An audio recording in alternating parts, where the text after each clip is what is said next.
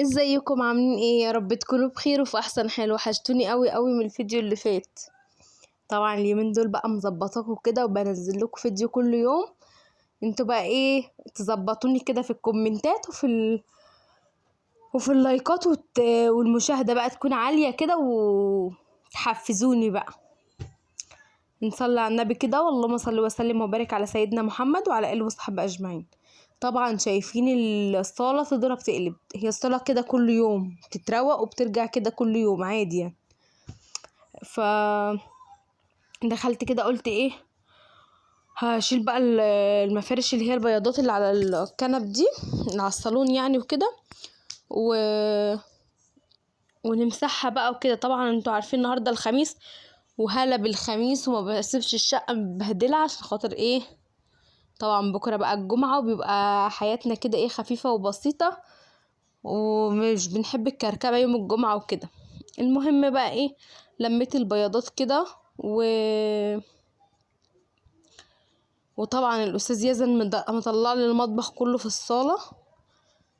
طبعا احنا كل اولادنا كده ربنا يخليهم يا رب ويبارك لنا فيهم. هو السن بتاع يزن دوت اللي هو ايه بيستكشف كل حاجه كده، فكل شويه بقى الاقيه في المطبخ وفاتح الظرف كده ومطلع لي كل حاجه فيها.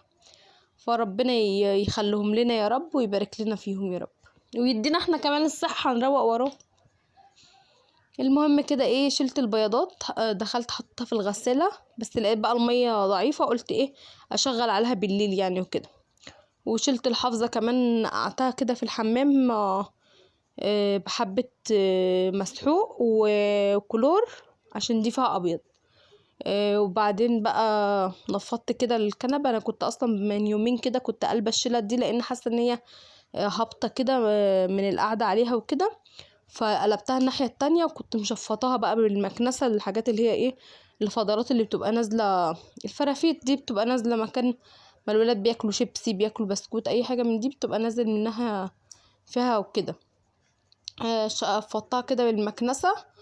والنهاردة بقى قلت ايه انفضها كده وبس واغير البياضات كده، وبرضو ايه انفض البار كده وامسحه مسح حلوة. البار دوت بيشرب تراب، مش عارفة ايه التراب ده، بمسحه كده كل يوم برضو هو التراب عليه. ربنا المستعان كده يعيننا. اللهم صل وسلم وبارك على سيدنا محمد وعلى اله وصحبه اجمعين. جبت كده الملمع ولمع الازاز كده ولمع المرايات، اخليها زي الفل كده. الاول انا مسحت كده التراب من عليهم بالقماش اللي كانت معايا قبل كده، وقلت بقى ارجع كل حاجه مكانها.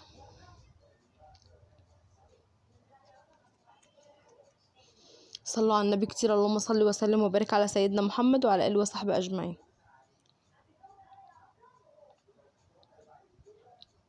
طبعا دوت الكائن اللي مش مريح نفسه في البيت.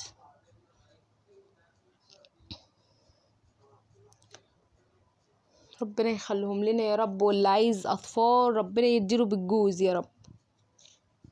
ربنا يدي كل اللي عايز يا رب، وما يحرمش حد من الاطفال ولا من اي حاجة ابدا. كل واحد عايز حاجة ربنا يديها له ان شاء الله.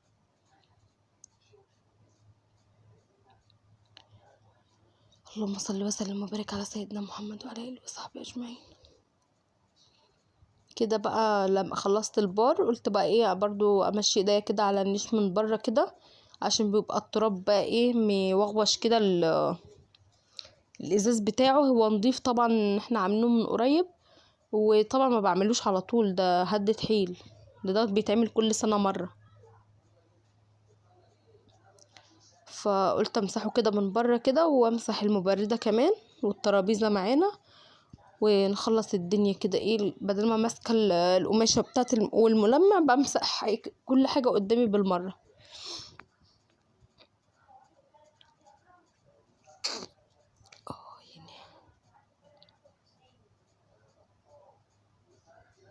كده بقى نجيب بقى المقشه ونكنس كل حاجه كده قدامنا، نطلع البلاوي اللي العيال رامينها دي.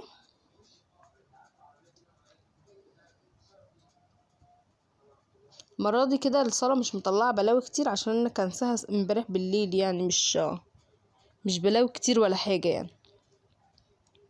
ربنا المستعان يدينا الصحة كده ونقدر ان احنا نعمل وراهم. طول ما في صحة والله الواحد مش يعني ما يستخسرش صحته في بيته وعياله كده. اما بقى لما بتروح يا لو بيبقى في وقت كده، عارفين اللي هو انت مش قادرة تعملي حاجة، ماشية بالعافية، بتتحركي بالعافية بتتكلمي بالعافية. هو ده الوقت اللي ما بجد ما ببقاش حباه ابدا. ساعات ببقى اقول ايه، تضرب تقلب، انا والله ما انا قايمة عاملة حاجة، انا مش كنت قادرة. بس في الاخر بنعمل برضو، ما هو مش في حد يعمل وراك يعني، مين هيعمل غيرك يعني. ربنا المستعان كده، وكل حاجة ناخدها كده ايه يعني على قلبنا كده بالراحة، علشان خاطر كده كده هنعملها. فناخدها كده بصدر رحم، علشان خاطر نتقبل الحاجة ونعملها بحب كده. طلعت كده ايه، كنت بفتح الباب بس هكنس الحتة اللي هي بين الوزرة اللي قدام الباب دي والباب، بيبقى فيه فتافيت كده وفي حاجات عفار كده. فلقيت قدام بقى الباب مش احسن حاجة، قلت ايه اكنسها كده واعملها بالمرة.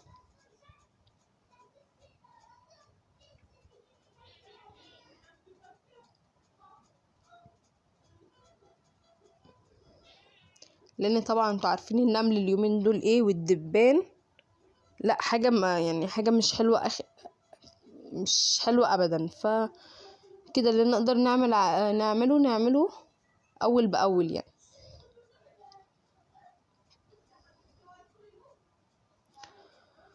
اللهم صل وسلم وبارك على سيدنا محمد وعلى اله وصحبه اجمعين.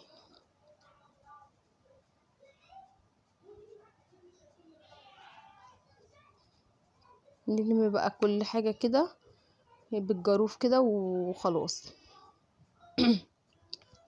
دخلت بقى املى الجردل بتاع اللي هو هنمسح بيه وكده، لقيت المية ضعيفة، قلت اسيبه بقى ايه يتملي براحته يعني بالراحة كده. هو كده كده المية ضعيفة، قلت برضو مش هفتح الموتور، اسيبه يتملي براحته كده واجيب البياضات دي افرشها الاول، وبعدين عقبال ما هو يتملي يعني.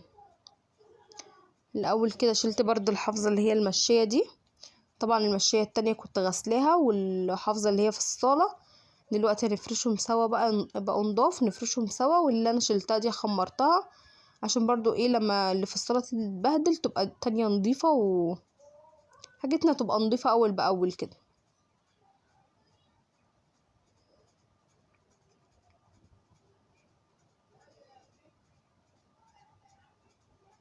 عامل زي ديلي ماشي ورايا في كل مكان. اللهم صل وسلم وبارك على سيدنا محمد وعلى اله وصحبه اجمعين. طبعا انا كل فيديو بقول للناس الجديده اللي في القناه، انتوا ايه واخدين الصمت؟ لا بجد انتوا إيه، صامت صامت خالص. ما فيهاش حاجه لما تكتبي لي كومنت حلو كده منك. التلاتة اربعة اللي بيكتبوا لي كومنتات بجد دول على راسي، بس يا ريت الكومنتات تكون يعني ايه باحترام شويه يعني. عشان بجد يعني ايه في كومنتات كده تحسوا ان هي يعني بت في كومنتات انا اصلا اول ما بتتكتب بشوفها بمسحها على طول. فيا ريت يبقى الكومنتات باسلوب احسن من كده يعني. المهم بقى ايه في ناس بجد يعني كويسة وبتكتب كومنتات كويسة، دول انا مش بتكلم عليهم. في ناس تانية اللي كومنتاتها فعلا بتتمسح، هم دول عارفين نفسهم.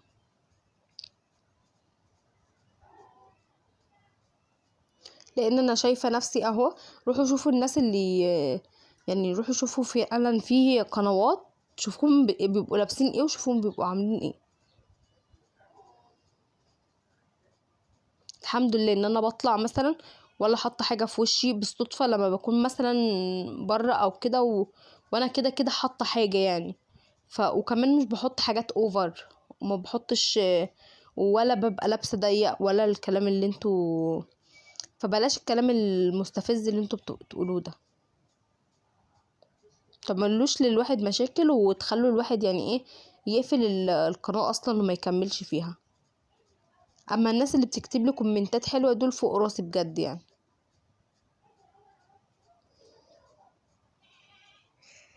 المهم كده بقى فرشت البياضات على الصالون و...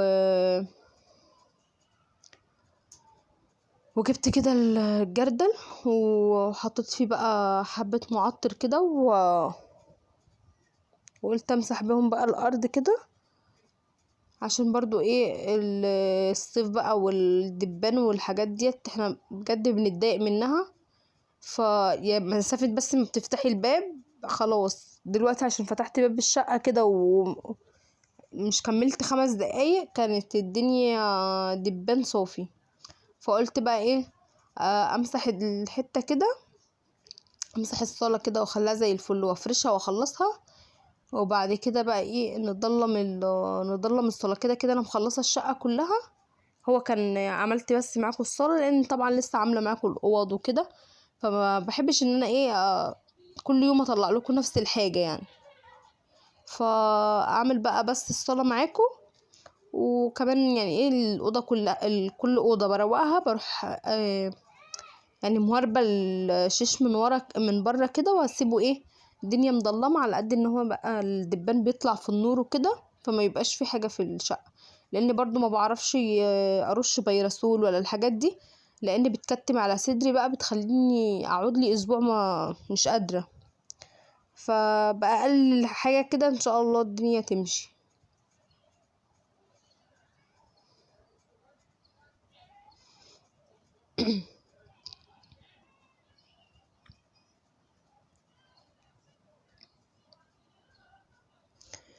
اللهم صل وسلم وبارك على سيدنا محمد. كده بقى خلصت الصالة مسيح.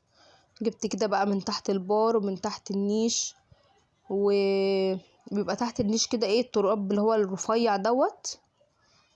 بيبقى بقى ايه تحس ان انت مش في تقعدي كده لو ايد عينك جت تحت النيش كده تحس ان الدنيا مطربة بقى على الاخر.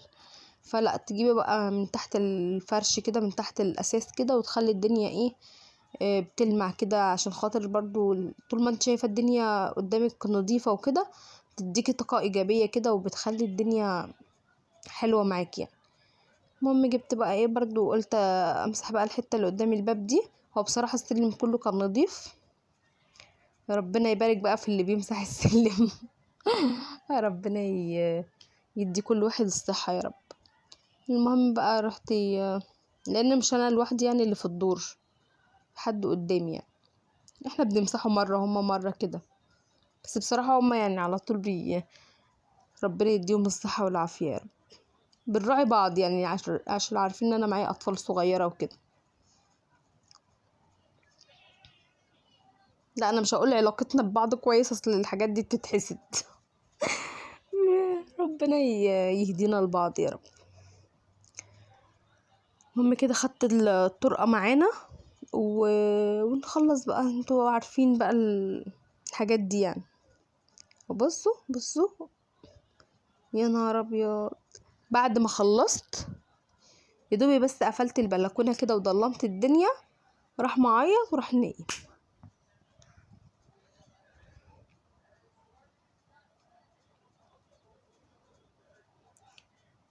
كنت بقى نشرة الحافظة اللي هي بتاعة الصالة دي على السور وكمان الحافظة اللي هي المشاية الصغيرة دي، افرشهم بقى كده واخلي الدنيا فل شمعة منورة. وهلا هلا بالخميس، هلا بالخميس. يعني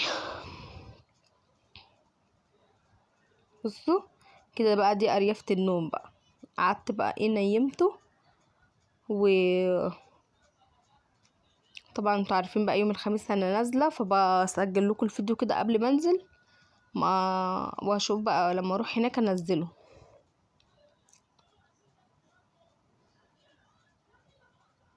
المشية اهي كمان.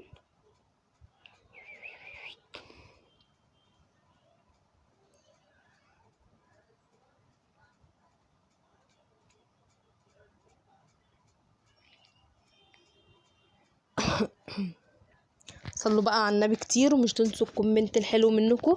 اعملوا لي كومنتات كتير كده، مش كومنت واحد، كل واحدة كده تكتب كام كومنت كده عشان الكومنتات تكون كتير وتفرحوني كده، واللايكات كتير مش تتفرجوا في صمت، مش بحب الناس اللي بتتفرج في صمت دي.